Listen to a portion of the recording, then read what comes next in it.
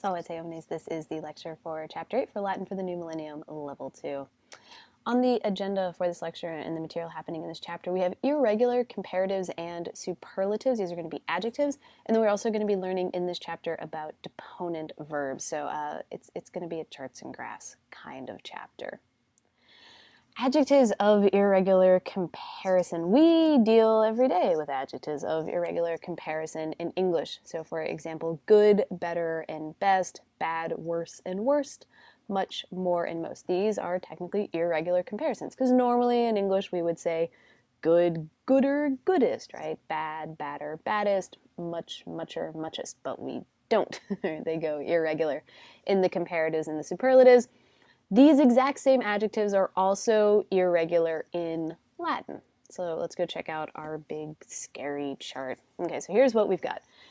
We've got the adjective for good, which we already know in the positive as bonus aum. The comparative is melior melius. It's where we get words like ameliorate from in English. And then optimus aum, where we get words like Optimus Prime, meaning best.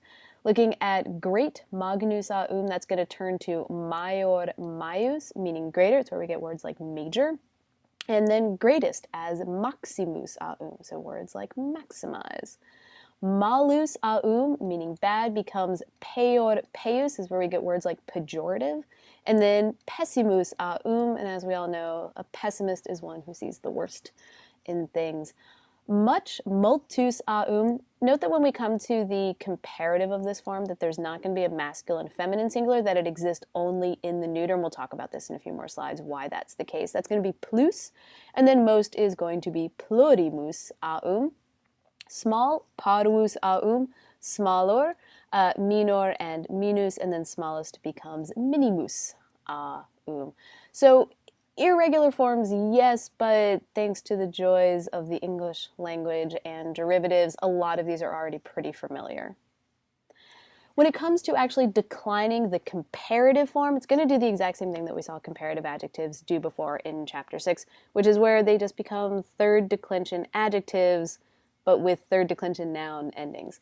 So we have the or, oris, ori, orem, and then just remember that this is ore with a short e.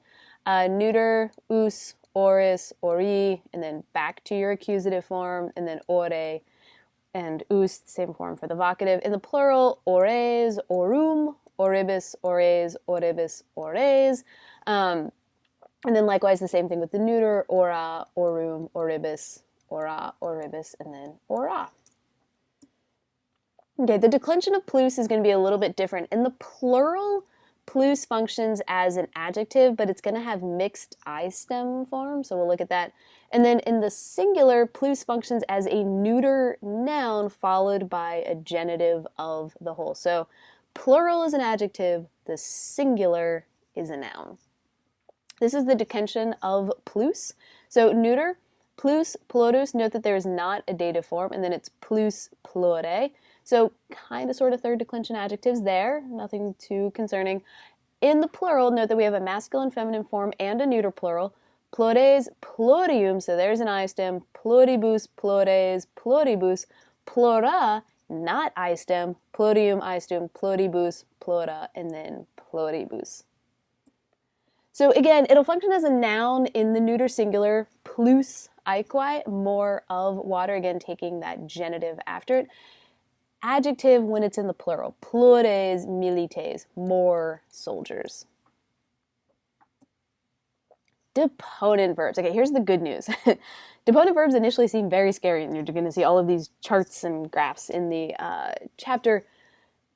You've already essentially learned deponent verbs because a deponent verb is nothing more than a verb in the passive. There's nothing sneaky, there's no weird endings, nothing changes in here. The only thing unique about deponent verbs is that even though they have passive endings, they are active in meaning. So they're going to conjugate just like regular passive verbs, but they're going to translate like active verbs.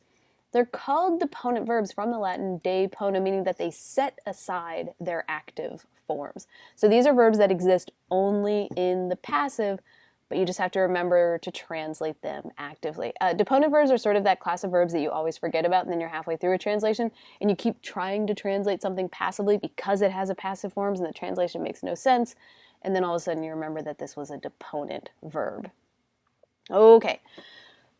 What I think to be the trickiest part of deponents is actually just figuring out what conjugation the deponent verb belongs to. This is where you're going to have a little bit of a review of your present passive infinitives and how we form passive infinitives.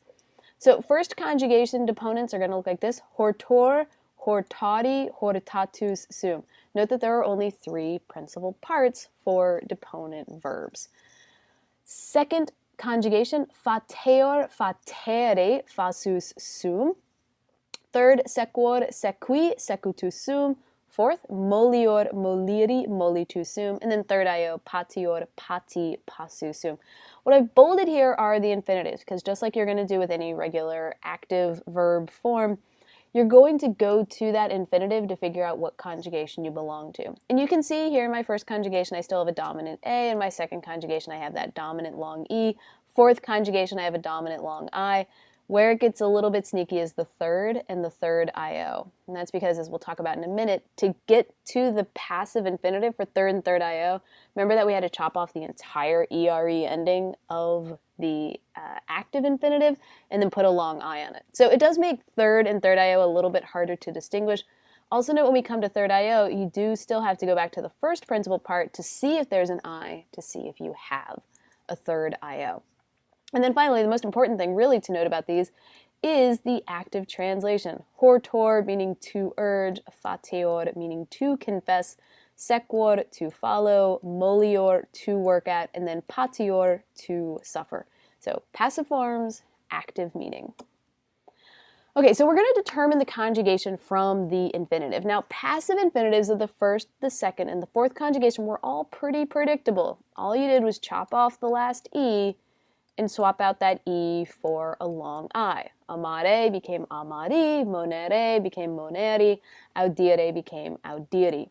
Third conjugation, though, you're chopping off the entire ERE, right? So agere just becomes agi, capere becomes just copy. That's what you're going to have to watch when you're looking at your class of deponent verbs and figuring out what conjugation they belong to. Once you've figured out the conjugation, everything's pretty straightforward. You're going to do exactly what you did to form passive verb forms. So horta, right, here's a nice first conjugation, becomes hortor, hortatis, hortator, hortamor, hortamini, hortantor. It's just like laudo, laudare in the passive. Fateor, fateris, fatetor, fatemor, fatemini, fatentor. It's just like moneo in the passive. Molior, moliris, molitor, molimor, molimini, moliantor. Fourth conjugation, just like audio in the passive. Third conjugation. Again, this is nothing new. It's just remembering things about the third conjugation.